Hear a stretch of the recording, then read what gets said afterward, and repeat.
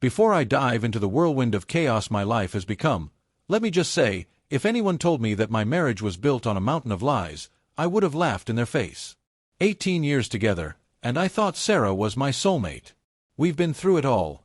Highs, lows, and everything in between. And the one thing that always hung over us, like a ghost we could never quite shake, was the fact that we couldn't have kids. Or rather, I couldn't. It's been a sore point for years, but Sarah was always the understanding type, or so I thought. She had a demanding job as a journalist, constantly on the road, so it made sense she was gone a lot. I never questioned it. But lately, things started feeling off. It was little things at first. Like how she'd come back from her trips acting distant, almost like she was playing a role in our own marriage. Then there were the calls, random, out-of-the-blue phone calls from unknown numbers. Sarah always had some excuse, like it was work-related, or her editor, or the classic, just spam, babe. I'm not one to pry, but come on. A guy can only ignore so much before the red flags start waving right in his face. But here's the kicker. One day, while she was off on yet another assignment, I'm doing what any loving husband does, snooping. Okay, maybe I'm not proud of it, but curiosity got the better of me. I start digging around her stuff, nothing too invasive, just casual, until I found a photo. A photo of Sarah, holding a baby. At first, I thought it was some sort of sick joke, maybe a friend's kid? But no. There was something about the way she looked at this baby. Something in her eyes. A look I had never seen from her, not once in our 18 years of marriage.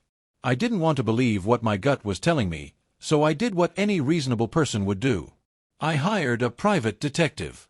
A few days after I hired the detective, I started to feel like maybe I'd gone too far. Maybe I was just overthinking things, letting my insecurities about not being able to have kids cloud my judgment. But then the call came. The detective, a gruff guy who didn't mince words, told me to sit down before he dropped the bombshell. I braced myself, thinking I was about to hear about some fling Sarah had on her travels. Nope. It was much worse. Turns out, Sarah had a son. A son. And not a new one either. He was 19, practically a grown man. Apparently, she'd had him before we got married, back when she was younger and, before she changed and became this supposedly devoted wife. And here's the kicker. The kid lives with his father. They've been living just a couple of hours away, and for all these years, Sarah had been visiting them regularly, using her journalism trips as cover. My mind couldn't even process it at first. A son. How had she hidden something so massive from me for nearly 2 decades? And why? We'd been trying for a family, dealing with doctors, treatments, all the heartbreak that comes with infertility, ** together star. She knew how much it tore me apart, yet she never once mentioned that she had a child out there. I was livid, confused, betrayed. But mostly, I couldn't figure out why she'd kept it a secret. What the hell was she thinking? Was she afraid I'd leave her? Did she think I couldn't handle it? I wasn't sure, but one thing was clear. I wasn't going to let this sit. I needed to confront her, but not before I saw it with my own eyes. So, I did what any rational person would do. I waited for her to go on one of her so-called work trips, and I followed her. Drove 2 hours, shaking the whole time, until I found myself pulling up to a suburban house. Her car was in the driveway, and my heart was pounding in my chest like I was about to go into battle. I knocked on the door, half hoping I had the wrong place. But no, the door opened, and there she was, standing next to a teenage boy who looked so much like her it hurt. And then, she had the audacity to smile at me, like I was some unexpected but welcome guest. "Oh, Mark, you're here. I guess it's time you meet Eric." She introduced him to me like this was just some casual meetup. Like we were 2 old friends catching up after all these years, and not a husband finding out his wife had been lying for nearly 2 decades. I stood there, stunned, unable to speak, while Eric looked at me, confused as hell. She said it so nonchalantly, as if this was no big deal. No apologies. No explanations. Just that smug smile and a "well, here we are" vibe that made my blood boil. I couldn't wrap my head around it. There I was, standing in this stranger's house, staring at my wife, her teenage son, and the life she had hidden from me for nearly 20 years. My hands clenched into fists, not out of anger, although believe me, I was furious, but more because I didn't know what to do with myself. My brain was short-circuiting, trying to catch up with the nightmare unfolding in front of me. I finally managed to speak. "You've got to be kidding me, Sarah. A son. 18 years, and you never thought to mention, 'Hey Mark, by the way, I have a kid?' What the hell is wrong with you?" She sighed, like I was being the unreasonable one. "Look, it's not as dramatic as you're making it out to be. Eric's father and I agreed a long time ago that he would raise him. I didn't see the point in dragging all that into our life." Dragging it into our life. I was stunned by how casually she dismissed this. This wasn't some insignificant detail, this was a whole human being she kept hidden. And all the while, we had been going through fertility treatments, adoption consultations, and her crying on my shoulder about how much she wanted a family. I felt like I was living in some twisted alternate reality. "And all those times you were away for work?" I asked, though at this point, I already knew the answer. She shrugged. "I visited him sometimes. I didn't think it was necessary to bring you into it." Didn't think it was necessary? The sheer audacity of her words was like pouring salt in a wound. She had been leading a double life, visiting her son and his father while I sat at home, feeling guilty for not being able to give her the one thing she said she wanted most. The irony wasn't lost on me. Here I was, torturing myself over our inability to have kids, and she'd been playing the role of doting mother on the side. I turned to Eric, who was just standing there, looking awkward and a bit lost. He clearly had no idea who I was or why I had stormed into his home, and honestly, I didn't blame him. The kid had done nothing wrong. He was as much a victim of Sarah's deceit as I was. "Does he know about me?" I asked, barely able to get the words out. Sarah rolled her eyes like I was being melodramatic. "Of course he knows about you. I've told him all about us."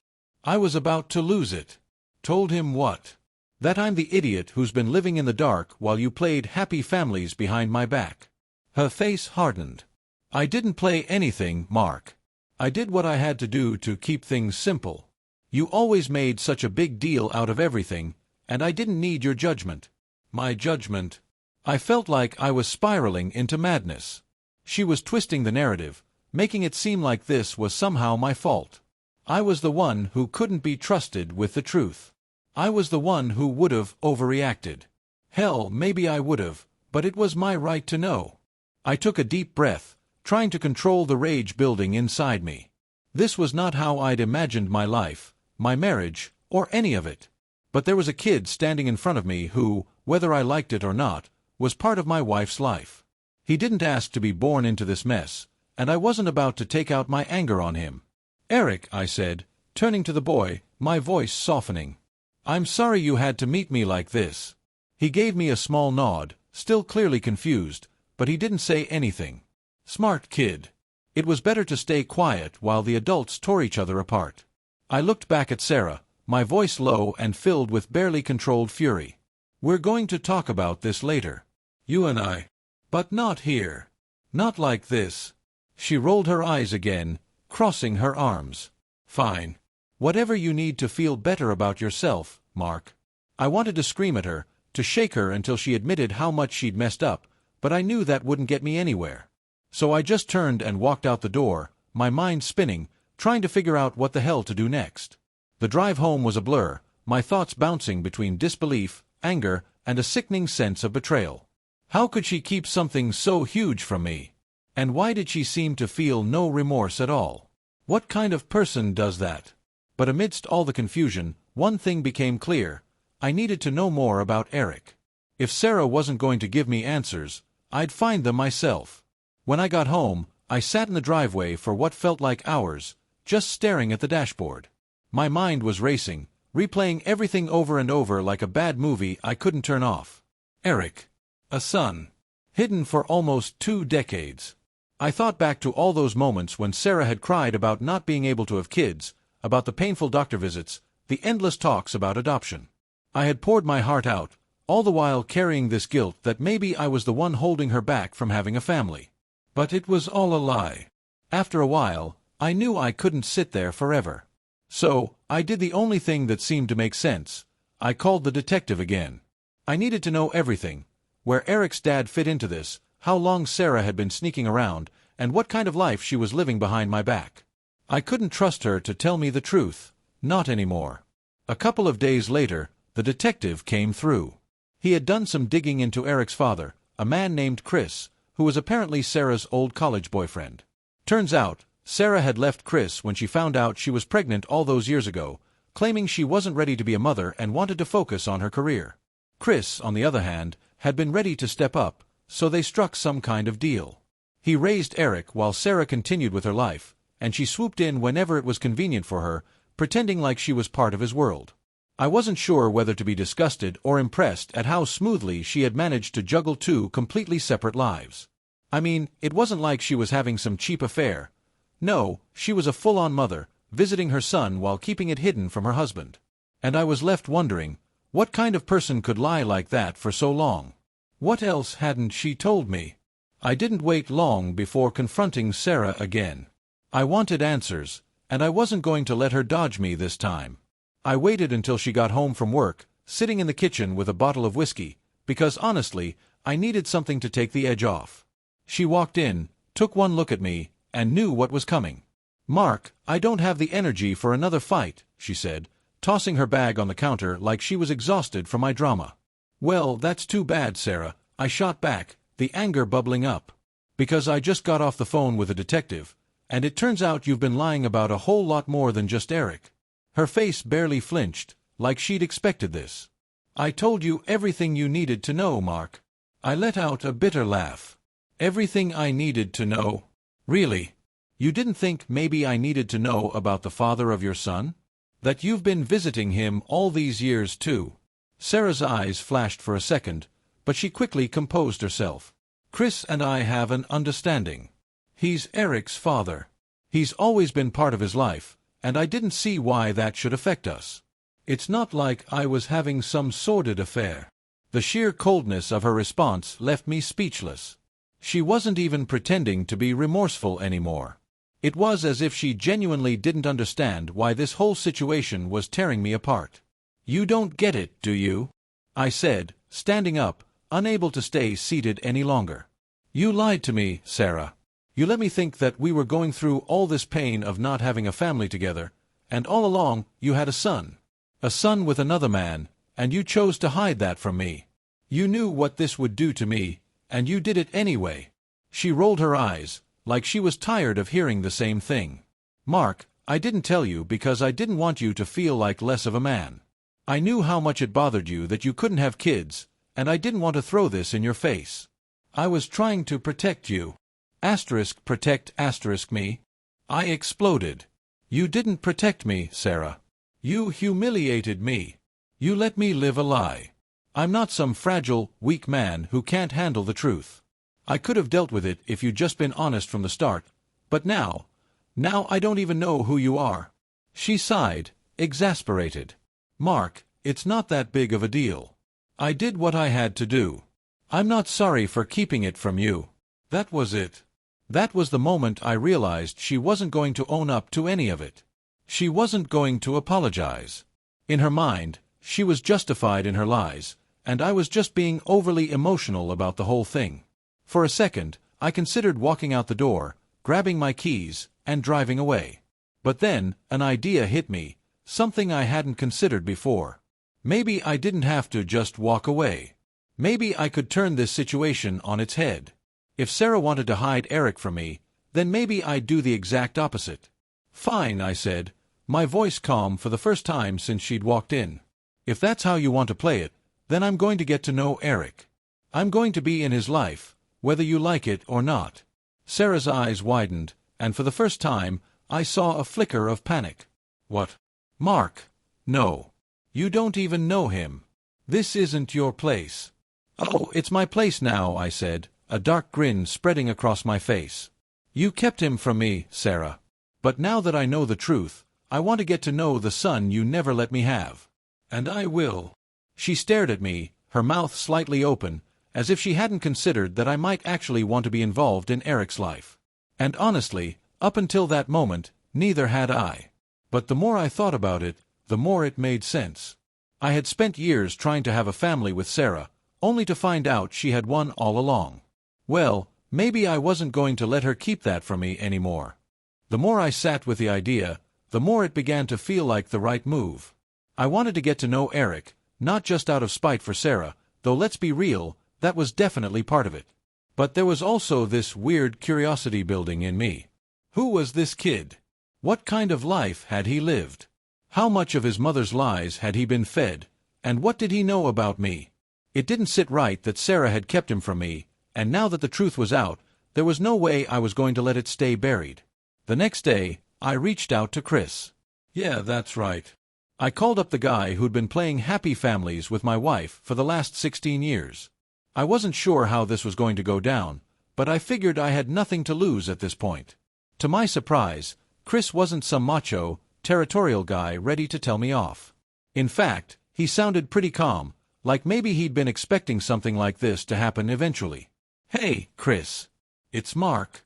Sarah's husband, I said awkwardly, still not entirely sure how to play this. There was a brief silence before he answered. Yeah, I know who you are. I guess you found out about Eric, huh? I could hear a mix of resignation and guilt in his voice, which threw me off a bit.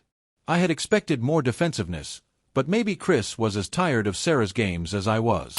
Yeah, I found out. What I don't understand is why no one thought it was important to clue me in on the fact that my wife had a son for, the past 16 years. Chris sighed heavily. Look, man, I won't lie. I didn't agree with her keeping it from you, but it wasn't my call. I've always been upfront with Eric about his mom and his life, but she didn't want to disrupt your marriage. I don't know what to tell you, other than, yeah, it's messed up. I appreciated his honesty. At least Chris wasn't trying to sugarcoat it or justify Sarah's decisions. But that still didn't change the fact that I had been lied to for nearly 2 decades. I want to meet him, I said, cutting through the awkwardness. I know this is probably strange for Eric, but I'd like to at least get to know the kid. He's part of Sarah's life, and I've been part of hers for 18 years. It's time I stopped pretending like he doesn't exist. Chris hesitated for a moment, then responded, I can arrange that. Eric's a good kid. He doesn't know much about the specifics of why Sarah kept you out of the picture, so don't hold any of that against him. He's been through enough already. I won't, I assured him. This isn't about making things harder for him. I just want to be in his life, if he'll let me. After hanging up, I felt a strange sense of relief, like some of the weight had been lifted off my shoulders. This wasn't going to be easy, but it felt like the right thing to do.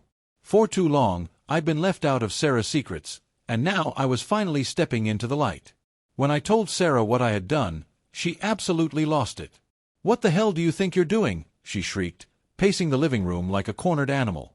You don't get to just swoop in and decide to play dad all of a sudden. That's not your role.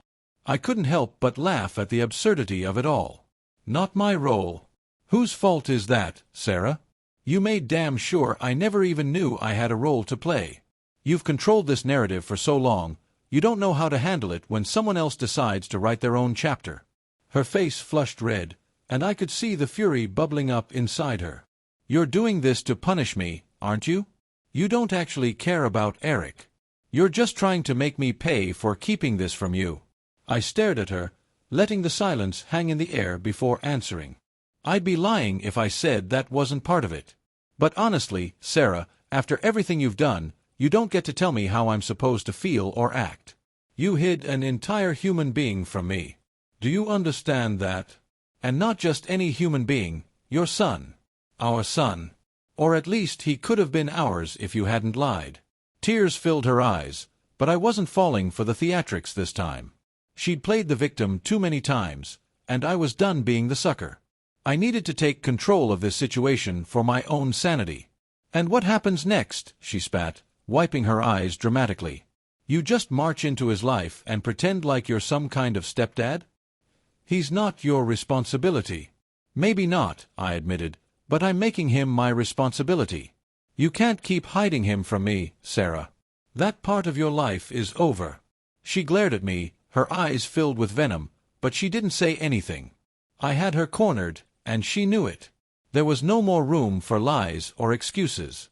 The truth was out, and I wasn't going to let her manipulate me anymore. Later that week, Chris set up a time for me to meet Eric.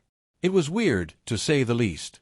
Sitting across from him at a coffee shop, watching him fidget with his phone, I couldn't help but think about all the years I had missed out on. This was supposed to be my son, or at least, that's how it felt. Eric was polite, but he was clearly uncomfortable. I didn't blame him. I was a stranger to him, and I knew it was going to take time to build any sort of relationship. But I was willing to put in the effort. After all, he was a part of Sarah's life, and like it or not, that made him part of mine too. "So," Eric said after a long, awkward silence, "my mom. She didn't tell you about me, huh?" I shook my head. "No, Eric. She didn't. I didn't know anything about you until a few weeks ago. But I want to change that. I want to get to know you, if you'll let me." He looked down at his coffee, swirling the cup around in his hands before finally nodding. "Yeah, okay. We can try." And just like that, a door I never knew existed began to open. I wasn't sure where this was all headed, but I did know one thing. I wasn't going to let Sarah control the story anymore. For the first time in years, I felt like I was taking back the narrative. And maybe, just maybe, I could start to rebuild some of what had been lost. Over the next few weeks, things slowly started to take shape. Meeting with Eric became a regular thing. Coffee, lunch, the occasional phone call. It was awkward at first, like trying to get to know a distant relative you'd never met, but we were getting there. He was a good kid, smart and thoughtful, but you could tell he was still trying to figure me out, just like I was trying to figure him out. Every time we talked, though, I couldn't help but wonder why Sarah had kept him hidden from me. What was she so afraid of? That I wouldn't accept him? That he'd somehow ruin the image of the perfect life she wanted us to have? Whatever it was, I wasn't getting any closer to the answers. Sarah had completely shut down after our last argument. She refused to talk about Eric, and when I mentioned him, she'd either walk out of the room or start a screaming match that ended with her blaming me for everything. Typical. The more time I spent with Eric, the more I realized that this whole situation wasn't just about Sarah's lies. It was about what kind of future I wanted. Sarah and I had built a life on shaky foundations, and now those cracks were wide open for everyone to see. I tried to patch things up for years, convincing myself that we were happy, that things would get better, but the reality was staring me in the face. Our marriage had been falling apart long before I found out about Eric. And here's the kicker. Sarah wasn't done lying. Oh no, not by a long shot. One night, while I was at home going through some paperwork, Sarah's phone buzzed on the counter. She was in the shower, and I wasn't even thinking about it, but the name that popped up on the screen caught my attention. Chris. Now, I had no reason to believe she was still in contact with Eric's father beyond coordinating visits with Eric, but something about the message felt off. It wasn't about Eric. The text simply said, "Looking forward to seeing you again tomorrow." Tomorrow. What the hell was going on? I didn't hesitate. I unlocked her phone. Yeah, I knew her passcode. After all these years of marriage, I thought there were no more secrets between us, at least not the ones she hadn't already spilled. But as I scrolled through the messages, my stomach churned. Turns out, Sarah wasn't just visiting Eric during those trips. She'd been meeting up with Chris as well. And not for any co-parenting discussions, either. The texts between them were flirty, casual in that way two people who've known each other for too long are. Inside jokes, little winks and references to places they'd been together, places I didn't even know about. It wasn't just innocent banter. They were planning to meet up the next day at a hotel, *again*. I couldn't breathe. After everything that had come to light, after all her lies about Eric, she was still playing me. Still lying. Still sneaking around behind my back. I confronted her the second she stepped out of the bathroom, towel wrapped around her, completely oblivious to the storm that was about to hit. I didn't even give her time to dry off. "So, what's going on with you and Chris?" I asked, my voice low but sharp, like a blade pressing against her throat. Her eyes widened, and she froze in place. "What are you talking about?" I held up her phone, the messages displayed on the screen. The hotel. Tomorrow. Don't even try to deny it, Sarah. I'm not stupid." Her face flushed red, but not with embarrassment. She was angry that she'd been caught. "Mark, this isn't what you think." "Oh, really?" Because it sure as hell looks like you've been sneaking off to sleep with your ex while you're supposed to be visiting your son. Sarah crossed her arms, defensive as always. It's not like that. Chris and we've known each other forever. Sometimes we just need to reconnect. It's not about you. Reconnect? She said that like it was the most natural thing in the world, as if this was some minor, forgivable mistake. Like I was supposed to just brush off the fact that she'd been cheating on me with the father of her son, all while letting me believe we were working through our issues. Not about me. I laughed, bitter and cold. Everything you've done has been about you, hasn't it? Hiding Eric, lying about your trips, sneaking off with Chris. You've been playing me for years. Do you even care about this marriage anymore, or was I just some backup plan when your thing with Chris didn't work out? Her eyes narrowed, and I could see the venom in her stare. You want the truth, Mark? Fine. I never told you about Eric because I knew you couldn't handle it. You were always so wrapped up in your own insecurities about not being able to have kids, and I didn't want to deal with your pity party. As for Chris, yeah, we've been seeing each other on and off. We have history, something you and I never had. And frankly, after all these years, I don't owe you anything. I stood there, stunned. The words stung like a slap in the face. She was laying it all out, admitting to everything without even flinching. There wasn't a hint of guilt or regret in her voice. She was done pretending. Done playing the part of the loyal wife. In that moment, everything became clear. This wasn't just a betrayal of trust. This was who Sarah had always been. Selfish. Manipulative. Willing to lie and cheat her way through life without a second thought for anyone else. And I had been the fool who let it happen for 18 years. I'm done, I said, my voice shaking but firm. I'm filing for divorce. I'm not going to live in this web of lies anymore. You want to be with Chris? Fine. Go. But don't expect me to stick around and play the role of your clueless husband any longer. For the first time, I saw a flicker of something in her eyes. Fear, maybe, or realization that she'd pushed me too far. But it didn't matter. I had made up my mind. The next day, I started the process. I contacted a lawyer and began to untangle the mess that was our marriage. And while Sarah continued to act like none of it was a big deal, I knew that this was the end. As for Eric, I wasn't going to abandon him. He was the only good thing to come out of this nightmare. We kept in touch, and while things were still complicated, I made it clear that I wasn't going anywhere. Sarah had lied to both of us, but that didn't mean I couldn't be a part of his life. Maybe we could build something new, something real, even if it wasn't what I had originally planned. And that's how it ended. 18 years of marriage, gone in the blink of an eye. I'm still picking up the pieces, still figuring out what comes next. But if there's one thing I've learned, it's this: when someone shows you who they really are, believe them the first time. Don't wait 18 years to realize you've been living with a stranger. The months following the divorce were surreal. I thought that the hardest part would be dealing with the paperwork, the financial settlements, and splitting up everything we'd built together. But no, the real challenge was adjusting to the new reality. Waking up in an empty house, the silence so loud it echoed in my ears. The absence of Sarah, once a source of comfort, was now a strange relief. I had spent years trying to make sense of her lies, and now I didn't have to anymore. She moved in with Chris almost immediately. I heard through the grapevine that she was still working as a journalist, still doing her road trips, but now she didn't have to sneak around.